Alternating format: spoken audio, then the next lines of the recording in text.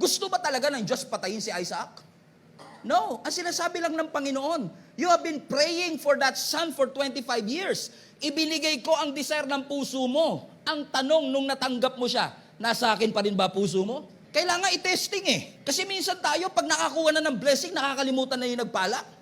Kaya minsan talaga, iaalaw ng Lord na mawala yung bagay na yun para ma-realize mo, hindi na pala si Lord ang Diyos mo. Hindi gustong patayin ng Lord si Isaac. Ang gusto niyang patayin yung idolatry sa puso ni Abraham. Tingin niyo ba talaga ang Diyos natin, kailangan niya ang pera natin? No, gustong patayin ng Lord yung idolatry ng mammon sa ating puso.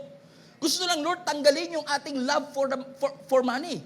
After all, ang sabi ng Scripture, the root of all evil is the love. Basahin niyo yung Bible, the love, hindi naman money.